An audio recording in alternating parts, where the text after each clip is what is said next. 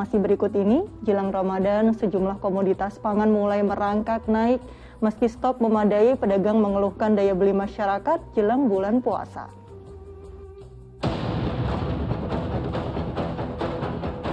Tak seramai biasanya jelang Ramadan, beginilah kondisi Pasar Kopro Jakarta Barat pada Jumat pagi. Menurut sejumlah pedagang, aktivitas jual beli di Pasar Kopro belum seramai biasanya. Selain harga komoditas pangan yang terus merangkak naik, turunnya daya beli masyarakat jadi alasan. Selain minyak goreng, komoditas pangan lain seperti bawang merah dan putih dan cabai rawit terus mengalami kenaikan. Untuk harga bawang merah dan putih mengalami kenaikan hingga Rp5.000 per kilogramnya. Sementara harga cabai rawit naik menjadi Rp100.000 per kilogramnya. Badan pasti naik, tapi pembelinya nggak banyak, kurang. Pembelinya kurang. Sudah sebetulnya udah biasa kenaikan menjelang Ramadan itu, tapi kan nggak terlalu besar sebesar ini gitu. Jadi kesannya sih ini pemerintah kemana gitu.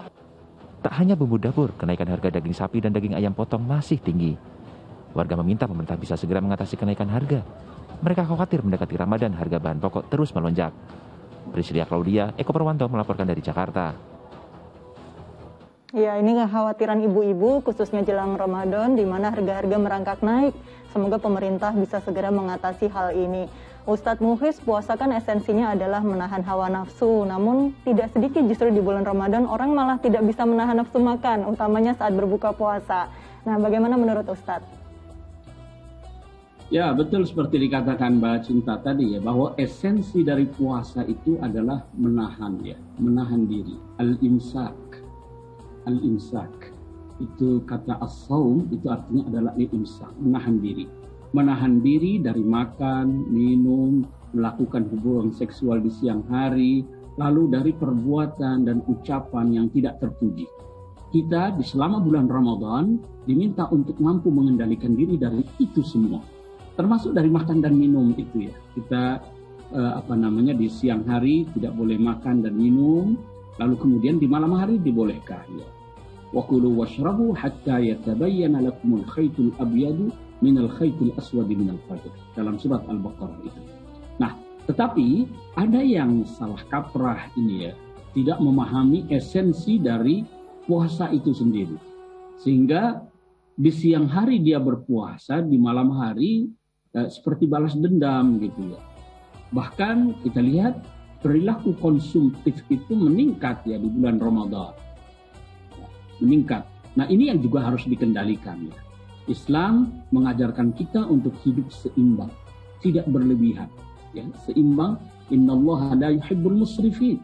Allah tidak suka orang yang berlaku boros, yang suka berlebih-lebihan, termasuk dalam makan dan minum ini. Justru di bulan Ramadan ini kita harus menjaga keseimbangan. Kita menahan diri agar tercipta keseimbangan. Sehingga jangan sampai saat berbuka kita berlebihan makan, sehingga kemudian kita menjadi malas dalam beribadah di malam hari itu. Justru di malam hari itu kita diminta untuk menghidupkan malam-malam bulan Ramadan itu. Qiyamul Lail, ihya layali Ramadan. Nah, kalau makan atau saat buka itu berlebihan, khawatir nanti saat tarawih itu kekenyangan, lalu menjadi malas beribadah. Begitu juga saat malamnya, dia terlelap tidur karena kekenyangan, sehingga tidak bisa bangun tahajud. Jadi, makanlah secukupnya. Setelah kita seharian berpuasa, makanlah secukupnya yang kira-kira bisa menopang kita untuk beribadah, dan jangan berlebihan. Daya balas dendam ini biasanya dilakukan oleh orang-orang di Indonesia, apalagi kalau biasanya menjelang Ramadan atau pada saat nanti Ramadan tiba sudah banyak takjil yang berjajar di pinggir jalan ini Ustadz. Biasanya lapar mata, tapi ketika berbuka hanya makan sedikit saja kan sudah kenyang. Nah, jangan sampai berlebihan begitu ya Ustadz. Nah, ini jelang Ramadan, apa saja yang bisa kita lakukan Ustadz Mukhlis agar nanti saat masuk bulan Ramadan mental kita sudah siap menjalankan ibadah, utamanya bulan puasa? Ya, sebenarnya sejak bulan Rajab, Sya'ban itu sudah ada pengkondisian ya sebelum memasuki Ramadan. Memang memasuki Ramadan ini perlu kesiapan mental. Jangan sampai Ramadan berlalu kita tidak dapat apa-apa. Kita sebenarnya sudah diingatkan sejak masuk bulan Rajab itu kita dalam salah satu doa yang diajarkan oleh para ulama kita itu kita memohon supaya diberikan keberkahan dari bulan Rajab, di bulan Sya'ban. Bulan Rajab itu memang adalah bulan yang penuh dengan keagungan, bulan Sya'ban itu adalah bulan yang di situ dibukakan pintu amal kebaikan yang seluas-luasnya. Ini adalah bentuk pengkondisian. Dan dalam doa yang diajarkan para ulama itu, Allahumma ballighna Ramadan. Ya Allah, sampaikan kita ke bulan Ramadan. Jadi ini adalah bentuk pengkondisian agar kita siap mental ya. Selain itu, kita juga perlu ya, ini tradisi yang diajarkan oleh para leluhur kita ya. Di bulan Sya'ban ini kita bersilaturahim. Ya, kita baik kepada yang masih hidup atau yang sudah meninggal dunia. Di Jawa ada tradisi nyadran ya.